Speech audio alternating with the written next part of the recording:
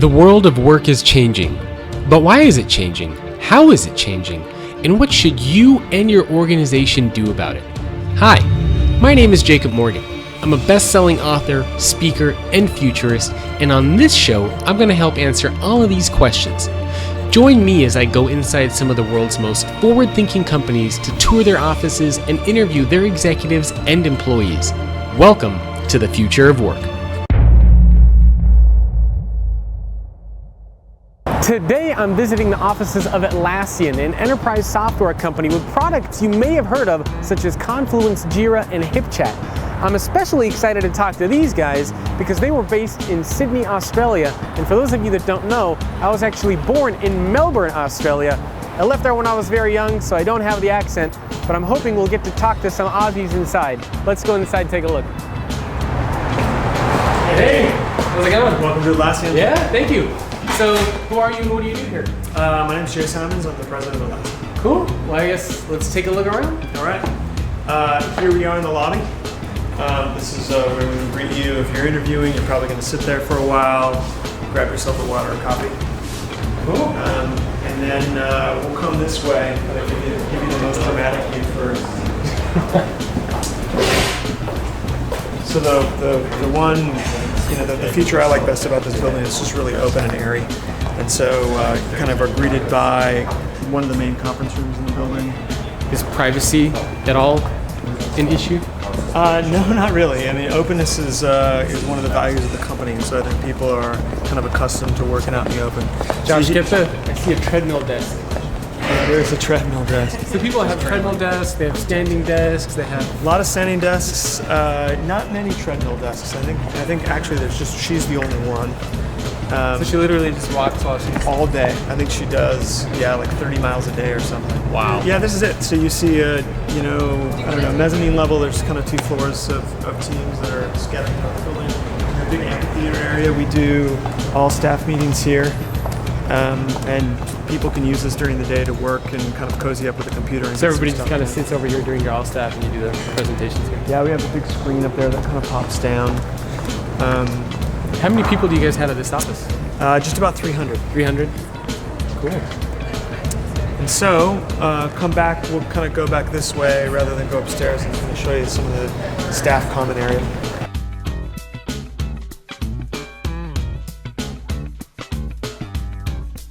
This is staff common area. Go back through.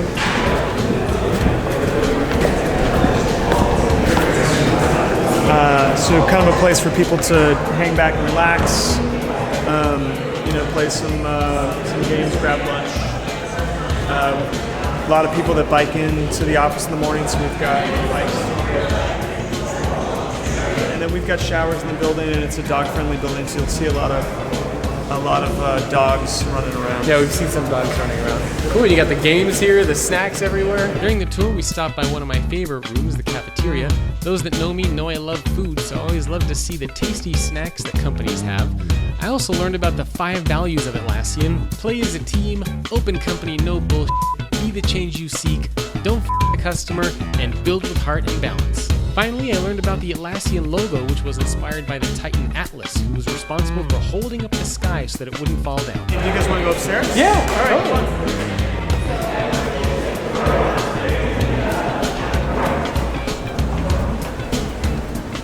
So you sit right there, just right out in the open? I do, yeah, that's my desk right there. The one with the octopus tentacle. More snacks. Yeah, another kind of area for people to grab some food. Okay, you guys have the movable whiteboards. This is like a super Nespresso machine. Super Nespresso. I bet coffee is like one of the big things that people consume here, right? Yeah, and so we put a lot of these little collaborative work areas kind of scattered throughout some of the desks. You might find like a living room set, like there's one over there with a couple of couches. Cool. And they're just kind of ad hoc. People just get together and disband and everything too. Yep. I like it. You still have, is that like one of the little private nook areas people can just go in? Yeah, so scattered throughout the building are, we call them phone booths, but they're little 1 or 2 person rooms that, if people want some extended period of privacy where they want to walk, they want to work, they can kind of go in there and close the door, and they're bookable. A lot of people actually at their desks will just work with headphones. And so you see a lot of people with headphones, and headphones is a pretty common signal, that hey, I'm Universal. working, I don't want to be disturbed. Don't touch me right now. Symbol. When we first moved in, all of the beams were red. Oh. And it's almost hard to imagine. But we had them painted white, and that kind of brightened and lifted the ceiling. There's not a lot you can do. I think this is just this was a book printing factory. So yeah. What is this? This is a projector, and so there's a big screen that comes down and covers that little box. Oh, this is a giant projector? That is a giant projector, like a movie theater grade projector. So we'll do friends and family movie nights, or we'll That's the biggest projector I've ever seen. Yeah, it's gigantic. Wow. I think some people like to work at their desks. Some people like to kind of change the scenery every once in a while. A couple little massage chairs, deluxe, nice little feature. I'm surprised there's not anybody sitting here. There usually is. Right now. Yeah, there usually is. Here's the whiteboard. You just bring the whiteboard close enough while you're in the massage chair. You just reach up and... Yeah, these are some serious chairs.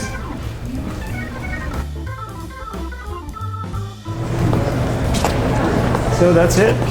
Very cool. We tour of Atlassian. Yeah, thank you very much. Yeah, you Appreciate bet. it. After getting a tour of the Atlassian offices, it was time to get serious with a one-on-one conversation with Jay Simons and some of the employees at Atlassian to see what they think about the future of work. My name is Ning Ricio. I'm the Organizational Development Manager for the Customers for Life team. My name is Terrence Caldwell, and I am on the product marketing team here for one of our products called Confluence. I'm the Chief People Officer, fancy name for managing people, culture, and what we call experience, which is our facilities and events. I'm Sarah, and I've been with Atlassian for a little over 3 years. I'm in the marketing department. How do you see the workplace changing? Well, I think the companies are being a lot more thoughtful about creating environments that are both more conducive, collaborative work, teaming, kind of space that's reconfigurable as the configuration of teams change, a lot more open space, I think a lot more investment in creating an environment that people are super excited to sort of show up to in the morning and spend 10 to 12 hours a day there kind of working. So I think that's been a big difference over the past decade for sure. Now, you guys have a wide open space. So do you ever worry about, or do employees ever care about privacy and wanting to be alone, not around other people? We did when we first moved in, and as you walk around the space, one thing you'll see is an investment in private areas. Yeah, we saw a couple of those. Yeah, so as opposed to offices where everybody sort of goes into a room and closes the door, there's a big investment in private space that's available for that if you need privacy, if you need some quiet kind of alone time where you can go into a small room that's maybe fit for 1 or 2 people and close the door and work for a couple of hours. Have you seen the workplace changing? Some of the big things I've seen is definitely the ideals of people are looking for companies where there is a strong culture and strong values. Have you seen the office space change over your 15, 20-year career period? Has it gone from Yes. open to closed to... Totally. I mean, even from going from where you have these offices and people are sitting together to the cubes. So you've worked in a cubicle before? I have totally. In Mountain View, definitely had a cube, and then come here. Even when I interviewed here, I was like, wait, so even our executives don't have offices? And they're like, no, not really. Everyone sort of sits out on the floor. Yeah. I've watched those dynamics and how we work together really be affected by the way we've set up the offices. I mean, what do you care about in a company? Why did you join a company like Atlassian? I'm pretty laser focused when it comes to what I look for, and it all totally boils down to the people. So people has been the number one thing? Absolutely. More than compensation or anything like that, people is most important? Yeah, I definitely have taken, pay cuts in my career to look for the scenario where that mentor, that person, especially the boss, is someone that I feel like I can learn a lot from, and it's benefited me. I hear you have a very distributed team, so maybe you can talk a little bit about that. I do. We are very distributed. My team consists of 3 guys. We have one who's in New York, one in Sydney, Australia, and then there's me who I work in the San Francisco office. How do you think the workplace is going to change in the next 5 to 10 years? I think increasingly there are going to be more teams like mine. I think that there's so many different companies in there. There's such an amount of competition that you kind of can't let geography limit you in acquiring talent. So I think increasingly teams will be distributed because you'll have to have talent located in different places, and you can't let that limit yourself. Yeah, I always say the war for talent has never been fiercer. So I think this idea of having distributed teams, you tap into great people regardless of where they are. So that makes a lot of sense. Are there any specific trends that you think are shaping how work gets done? Yeah, absolutely. I think one of the trends is kind of always being available. I think that can have an upside and a downside. Yeah. I think people are constantly working, whether it's at home, on your laptop, on the go, on your phone. Or so your work-life balance, you think, is not a...